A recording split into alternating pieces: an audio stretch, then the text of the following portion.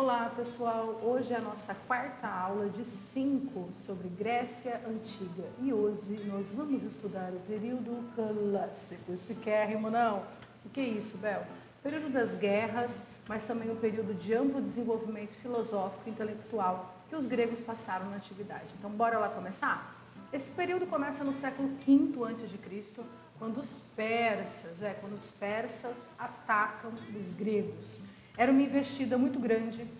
Os persas eles eram um império teocrático centralizado, com um exército muito poderoso. E conforme eles foram chegando para atacar a Grécia, os objetivos dessa expansão eram conquistar terras, conquistar as terras gregas, as ilhas e toda essa porção que os gregos ocupavam na antiguidade, além do comércio marítimo.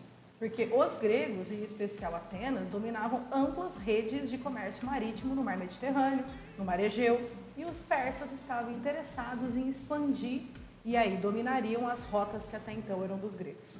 Bom, guerra. E aí, Bel? E aí que essa guerra teve uma investida primeira com Dario I, que era imperador persa, perdeu. Depois uma segunda investida com Xerxes, o filho dele. Então são dois momentos de ataque no século V a.C. dos persas aos gregos, até que finalmente a Grécia vence. O que é curioso, né? Como assim, Bel, a Grécia vence? Afinal de contas, os gregos não eram autônomos, independentes, cidades-estado? Como é que eles vão derrotar o Império Persa, né, Bel? Simples, os gregos tiveram que unir.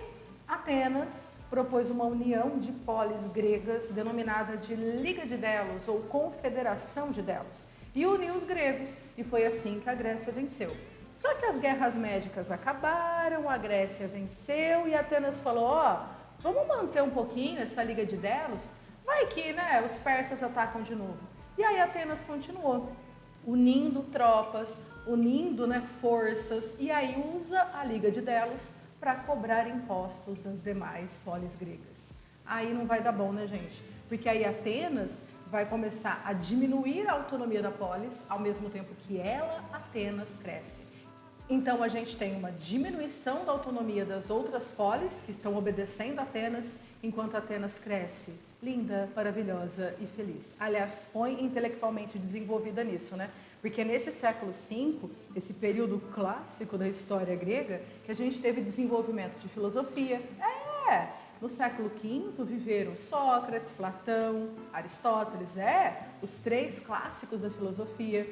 Viveram também Demócrito, considerado um dos pais da química, e também desenvolveram mais ainda o teatro, desenvolveram medicina, desenvolveram matemática. Então esse século V, ele é o século de ouro. Quem governava Atenas? Atenas era democrática, mas ela tinha um grande líder dentro da democracia, que é o Péricles. E o Péricles tentava colocar suas medidas em prática, mas ele era limitado sempre pela votação na Ágora, porque afinal de contas a gente ainda está numa democracia dentro da história ateniense. Esse é o momento que nós chamamos de imperialismo ateniense.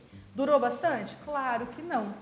As polis não vão querer perder a sua autonomia. E isso é a causa do segundo conjunto de batalhas, agora gregos contra gregos. Isso denomina Guerra do Peloponeso. Isso mesmo. Esparta, que vivia no Peloponeso, vai propor também uma união de polis gregas, lideradas por Esparta, para atacar os atenienses e a Liga de Delos. Por quê? Porque eles querem autonomia, querem independência, não querem ficar obedecendo a Atenas não. Onde já se viu? Eles eram sempre autônomos, independentes, cidade-estado. Aí chegou Atenas, teve guerra contra os persas e a gente tem que obedecer a Atenas? Não, nós vamos defender a autonomia. 27 anos de Guerra do Peloponeso. Elas só eram interrompidas, paradas, para eles fazerem os Jogos Olímpicos, porque religião é mais importante que guerra, mitologia grega é mais importante que guerra. Paravam, faziam os Jogos lá em Olímpia, que eram quadrienais, a cada 4 anos. Acabavam os Jogos Olímpicos, guerra. Como eu disse, repito, 27 anos de Guerra do Peloponeso. Teve vencedores? A verdade é que, assim, se formos analisar profundamente, a resposta é não, Os gregos contra gregos se mataram, temos suicídio na Grécia nesse momento. Mas, assim, venceu a Liga do Peloponeso. Como que Esparta, liderando essa liga, venceu? Fez acordos com os persas.